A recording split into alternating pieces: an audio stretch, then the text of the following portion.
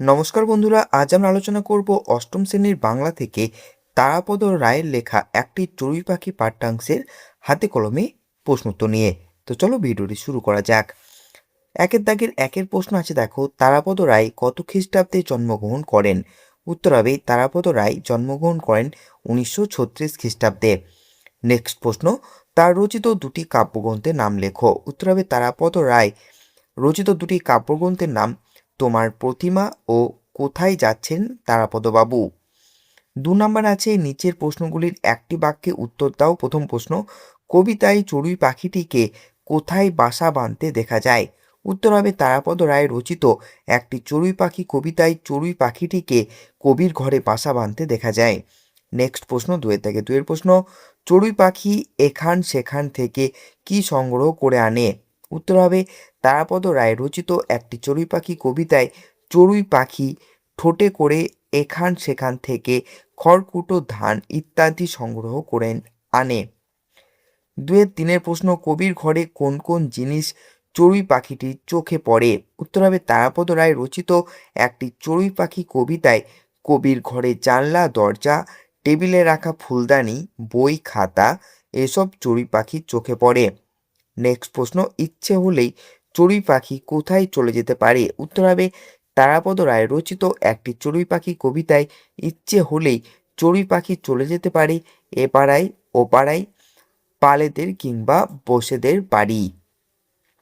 3 প্রশ্নে আছে, নিচের প্রশ্নগুলির কয়েকটি বাক্যে উত্তর লেখো। প্রথম প্রশ্ন, চতুর চড়ুই এক ঘুরে ফিরে আমার ঘরে বাসা বাঁধে। চড়ুই পাখিকে এখানে চতুর বলা হলো কেন? উত্তর হবে তারাপদ রায় রচিত একটি চড়ুই পাখি কবিতায় কবির ঘরে বাসা বাঁধা চড়ুই পাখিটিকে চতুর বলা হয়েছে। চতুর শব্দের অর্থ চালাক। এখানে চড়ুই পাখিটিকে চতুর বলা হয়েছে কারণ প্রথমত সে কবির নির্জন ঘরে নিরাপদ আশ্রয় হিসেবে বাসা বেঁধেছে। দ্বিতীয়ত, কবির অনুপস্থিতিতে পাখিটি ফাঁকা ঘরে মালিকানা ভোগ করতে চেয়েছে। 3-2 প্রশ্ন, কবিতায় বিধৃত চিত্রকল্পগুলি দৃষ্টান্ত সহ আলোচনা করো। উত্তর হবে তারাপদ রায় রচিত একটি চড়ুই পাখি কবিতায় কবি নানা চিত্রকল্পের ব্যবহার করেছেন। চিত্রকল্প কথাটির সাধারণ অর্থ হল ভাবনায় বা কল্পনায় আঁকা ছবি। আবার উল্টোভাবে কবি বা লেখকের বর্ণনা থেকে পাঠকরা যে ভাবচিত্র এঁকে নেয় তাকেও চিত্রকল্প বলা যেতে পারে। কবিতায় উদ্ধৃত চিত্রকল্পগুলি হল: 1. অন্ধকার ঠোঁটে নিয়ে সন্ধ্যা ফেরে, যেই সেও ফেরে। পংক্তিটিতে নিঃশব্দে সন্ধ্যা নেমে আসার মুহূর্তের চিত্রের মাধ্যমে চড়ুই পাখিটির নিঃশব্দে বাসায় ফিরে আসার ঘটনাটিকে ফুটিয়ে তোলা হয়েছে। 2. ছড়ার শব্দের টুকরো বলতে ছোট্ট পাখিটির থেমে থেমে ডেকে চলাকে বোঝানো হয়েছে। 3. রাত্রির নির্জন ঘরে আমি আর চড়ুই একাকী বলতে নিঃসঙ্গতা ও একাকিত্বকে বোঝানো হয়েছে। এভাবে নানা চিত্রকল্পের মাধ্যমে কবি যেন পাঠকের মনস্পটে রঙিন তুলি দিয়ে ছবি এঁকেছেন, যা কবিতাটিকে করে তুলেছে অনন্য, অসাধারণ। 3-3 প্রশ্ন, হয়তো ভাবে চড়ুই পাখি কিভাবে বলে কবি মনে করেন? উত্তর হবে তারাপদ রায় রচিত একটি চড়ুই পাখি কবিতা থেকে আলোচ্য উদ্ধৃতিটি গৃহীত হয়েছে। হয়তো ভাবে কথাটির মাধ্যমে চড়ুই পাখির ভাবনার কথা বলা হয়েছে। সে ভাবে ঘরে থাকা এই মানুষটি অর্থাৎ কথক চলে গেলে এই ঘর তার হয়ে যাবে। ঘরের জানলা, দরজা, টেবিল, ফুলদানি, বই, খাতা সবই তার নিজের হবে। বিধাতা তাকে হয়তো সব কিছু দিয়ে দেবেন। 3-4 প্রশ্ন, আবার কার্নিশে বসে চাহনিতে তাচ্ছিল্য ভরা মজার চাহনিতে তাকিয়ে চড়ুই কি ভাবে? উত্তর হবে তারাপদ রায় রচিত একটি চড়ুই পাখি কবিতা থেকে প্রশ্নোদ্ধৃত উক্তিটি নেওয়া হয়েছে।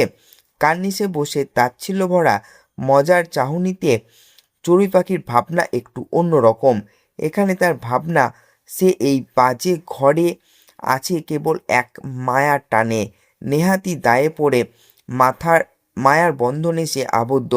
তাই একাকী কবির সঙ্গী হয়ে সে এই বাজে ঘরটিতে বসবাস করছে। তার শরীর মন মায়ার ভরা, তা না হলে ইচ্ছে করলে সে এ পাড়ায় ও পাড়ায় পালেদের বা বসেদের বাড়ি আজই চলে যেতে পারে। 3-5 প্রশ্ন, চড়ুই পাখিকে কেন্দ্র করে কবির ভাবনা কিভাবে আবর্তিত হয়েছে তা কবিতা অনুসরণে আলোচনা করো। দেখো উত্তর হবে, তারাপদ রায় রচিত একটি চড়ুই পাখি কবিতায় কবির ঘরে বাসা বাঁধা একটি চড়ুই পাখিকে কেন্দ্র করে কবির ভাবনা বিস্তার লাভ করেছে। সারাদিন চড়ুই পাখিটি খড়কুটো, ধান প্রভৃতি ঠোঁটে করে নিয়ে কবির ঘরে আসে নির্জন জায়গায় নিরাপদে বাসা তৈরির উদ্দেশ্যে। ঘর জুড়ে সে শুরু করে কিচিমিচি গান। কবির ভাবনাচিন্তাকে যেন অধিকার করে নেয় এই ছোট্ট পাখিটি। কবির ভাবনায় পাখিটি হয়তো ভাবে কবি চলে গেলে এই ঘর, জানালা, দরজা, টেবিলের ফুলদানি, বই, খাতা সব তার হবে। সমস্ত কিছু তাকেই দেবেন বিধাতা। অর্থাৎ শুধুমাত্র নির্জন নিরাপদে বাসা তৈরি নয়, পাখিটি যেন কবির অনুপস্থিতিতে কবির ঘরের মালিকানা ভোগ করতে চায়। আবার কখনো কবির মনে হয় কার্নিশে বসে চড়ুই পাখিটি যেন তাচ্ছিল্য ভরা মজার দৃষ্টিতে তাকাচ্ছে কবির দিকে। তার ভাবটা যেন এমন, সে নিতান্তই মায়ার বন্ধনে এই বাজে ঘরে বাস করছে, কবি নিঃসঙ্গ জীবনে সঙ্গ দিচ্ছে। নয়তো সে ইচ্ছে করলেই এ পাড়ার ও পাড়ার পালেদের বসেদের বাড়ি চলে যেতে পারে। এভাবেই চড়ুই পাখিকে কেন্দ্র করে কবির ভাবনা আবর্তিত হয়েছে সমগ্র কবিতায়। 3-6 প্রশ্ন, তবুও যায় না চলে, এতটুকু দয়া করে পাখি পংক্তিটিতে কবি মানসিকতার কিরূপ প্রতিফলন লক্ষ্য করা যায়?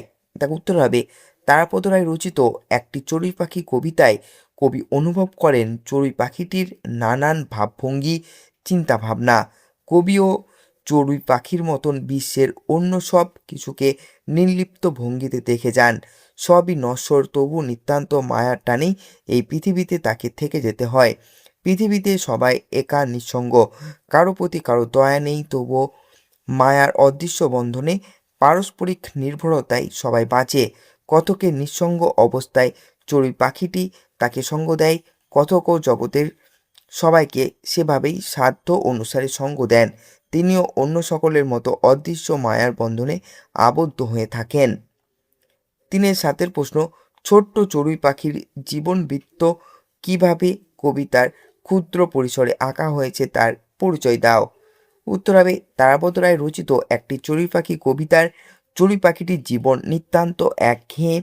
কতকের ঘরে সে বাসা বেঁধেছে। সে সকালে খাবারের খোঁজে বেরিয়ে পড়ে, আবার সন্ধ্যার সময় ফিরে আসে। তার ফিরে আসার মাধ্যমে কতক উপলব্ধি করেন অন্ধকার সমাগত। এই ঘরের জিনিসপত্রের দাবিদার সেও, তবু বিধাতার করুণা সে চায়। কতকের প্রতি তার একটু সহানুভূতি ও তাচ্ছিল্য ভাব আছে। আবার মায়ার বন্ধনে আবদ্ধ হয়ে সে এই বাজে ঘর ছাড়তে চেয়েও পারে না। মানুষের যেমন নিজস্ব বিষয়ের প্রতি মায়া থাকে, পাখিটিরও তাই আছে। কতককে ফেলে সে যেতে পারে না, অথচ ভাবটি এই যে সে চাইলে সহজেই যেতে পারে। কবিতার কতকের মতো পাখিটিও একই রকমের দিনপাত করে। 3-8 প্রশ্ন, কৌতূহলী দুই চোখ মেলে অবাক দৃষ্টিতে দেখে। চড়ুই পাখির চোখ কৌতূহলী কেন? তার চোখে কবির সংসারের কোন চালচিত্র ধরা পড়ে? দেখো প্রথমে আছে কৌতূহলী কেন। তারাপদ রায় রচিত একটি চড়ুই পাখি কবিতায় চড়ুই পাখিটি প্রতিদিনই কবির নিত্যকার জীবন প্রত্যক্ষ করে। নিত্য নতুন কিছু দেখার জন্য সে হয়তো আগ্রহী থাকে, হয়তো প্রতিদিনই সে নতুন কিছু দেখে। কতকের ওপর তার প্রত্যাশা বেশি, এ কারণেই চড়ুই পাখিটির কৌতূহলী চোখ। কবির সংসারের চালচিত্র, পাখিটির চোখে কবির ঘরের জানলা, দরজা, টেবিলের ফুলদানি, বই, খাতা ইত্যাদি ধরা পড়ে। পাখিটি যেন ভাবে ঘরের মানুষটি চলে গেলে বিধাতার ইচ্ছায় সে সব কিছুই তার হয়ে যাবে। 3-9 প্রশ্ন, রাত্রির নির্জন ঘরে আমি আর চড়ুই একাকী। পংক্তিটিতে একাকী শব্দটি প্রয়োগের সার্থকতা বুঝিয়ে দাও। উত্তর হবে, প্রশ্নদিত উক্তিটি তারাপদ রায় রচিত একটি চড়ুই পাখি কবিতা থেকে নেওয়া হয়েছে। একাকী শব্দের অর্থ যার কেউ নেই, নিঃসঙ্গ বা একলা। আলোচ্য কবিতায় একাকী শব্দটি সঙ্গীহীন অবস্থা বোঝাতে ব্যবহার করা হয়েছে। এখানে কবির অসহায়তা ও একাকিত্ব প্রকাশিত হয়েছে। ঘর গৃহস্থালির সেই সামান্য আয়োজনে তার নিঃসঙ্গতা ধরা পড়েছে। চড়ুই পাখির মতো অন্য জীব কবির সঙ্গী হিসেবে প্রকৃত মনের দোসর হয়ে উঠতে পারে না। বিচ্ছিন্ন দুটি পৃথক সত্তা হিসেবে সেই ঘরে কবি এবং চড়ুই পাখি উভয়েই একক ও একলা। এই শব্দটির ব্যবহার যেন কবিতার ভাববস্তুকে আরও গভীর ও স্পষ্ট করে তুলেছে। তাই বলা যায় আলোচ্য কবিতায় একাকী শব্দের প্রয়োগ যথার্থ ও সার্থক।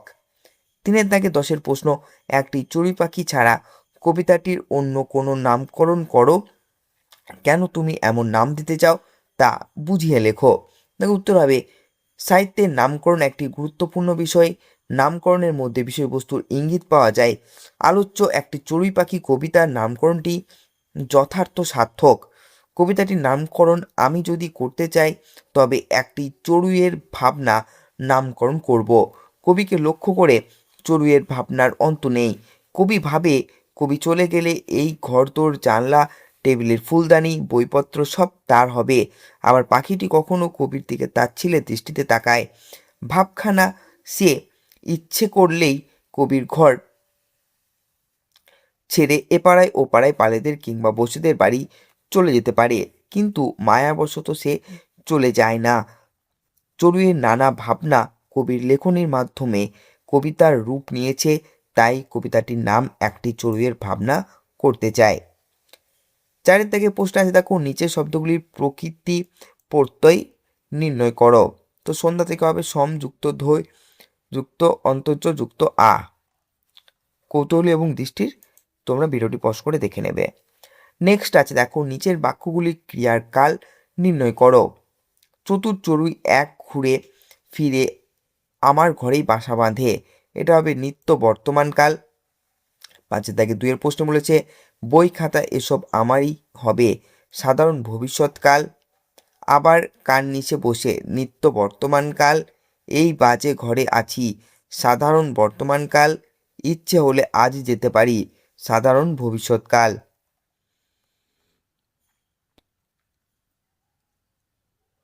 6 নম্বর প্রশ্ন আছে, নির্দেশ অনুসারে উত্তর দাও। প্রথম প্রশ্ন, অন্ধকার ঠোঁটে নিয়ে সন্ধ্যা ফেরে যেই সেও ফেরে, এটা সরল বাক্যে পরিণত করতে বলেছে। উত্তর হবে অন্ধকার ঠোঁটে নিয়ে সন্ধ্যার সঙ্গে সেও ফেরে।